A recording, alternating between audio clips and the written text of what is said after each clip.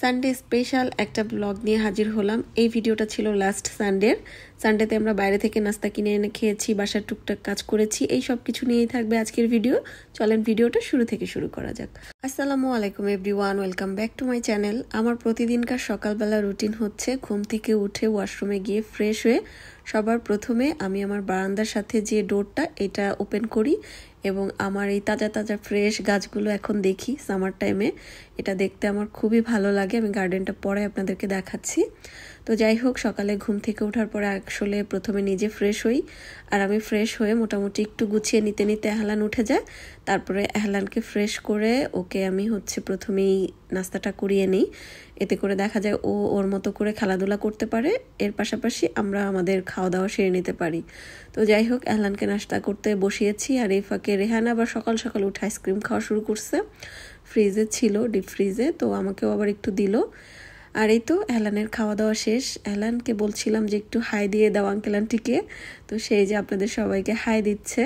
এহলানের নাস্তা শেষ করার পরে এবার আমাদের নাস্তা করার পালা। আর লাস্ট সানডেতে আমরা বাসায় নাস্তা না বানিয়ে বাইরে থেকে এনে খেয়েছিলাম, যেহেতু সবাই বাসায় আছি। আমাদের বাসার থেকে খুব কাছে আল করিম নামে একটা মিষ্টির দোকান আছে, ওই দোকানে স্যাটারডে সানডেতে ওনারা নাস্তাও বানায় এবং ওখানকার নাস্তা নাকি অনেক মজা, আমি অনেকের মুখেও শুনেছি। আর ওই জায়গাটা অনেক ভিড় থাকে। আমি একবার ওখানে রেহানের বাবা রেহান সহ নাস্তা খাওয়ার জন্য গিয়েছিলাম, এটা হেলান হওয়ার আগের কাহিনী। বাট এত ভিড় ছিল যে ওখানে আসলে বসে খেতে হলে অনেকটা সময় দাঁড়িয়ে থাকতে হবে। তো আমার কাছে এত ভিড়ের কারণে সব কিছু মিলে আর ওখানে ওই দিন আর নাস্তা খাওয়া হয় না, আমরা অন্য একটা জায়গায় খেয়েছিলাম। তারপরে আসলে ট্রাই করা হয় না ওনাদের নাস্তা। তো এর মধ্যে পরিচিত একজনের মুখে আবার শোনার পরে তো ভাবলাম যে আচ্ছা, বাসা থেকে যেহেতু কাছে, তাহলে নাস্তাটা বাসায় এনেই আমরা খেতে পারি, ওখানে গিয়ে না খেলাম, যেহেতু প্রচুর ভিড় হয়। আর এটা মেবি পাকিস্তানি একটা দোকান, হালুয়া, তারপরে সবজি, চানা ডাল, এটা সব কিছুই পাকিস্তানি স্টাইলে ওনারা তৈরি করে। আর টেস্টটাও বেশ মজার, এবং সবচাইতে মজার বিষয় কি জানেন, নাস্তাটা প্রাইসও একদম কম। আর এখানে যতটুকু খাবার দেখতে পাচ্ছেন, এই পুরো খাবারটার দাম ছিল মাত্র 8 পাউন্ড। তো লন্ডন হিসাবে বলতে গেলে প্রাইস অনেকই কম। তো এখানে আমি সবগুলোর মধ্যে স্পুন দিয়ে দিচ্ছি, আর আমরা খাওয়ার জন্য বসে গিয়েছি। আমাদের সাথে এহলানকেও বসিয়েছি, ও হয়তো খাবে না, বাট আমাদের সাথে বসলে ও একসাথে বসলো, এনজয় করলো টাইমটা, এই জন্যই আসলে ওকে নিয়ে বসে পড়ি।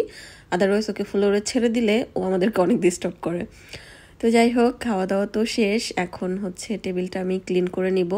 আমার এখন টেবিলের উপরে 1 সেকেন্ডের জন্য কোনো কিছু রাখার কোনো সুযোগ নেই।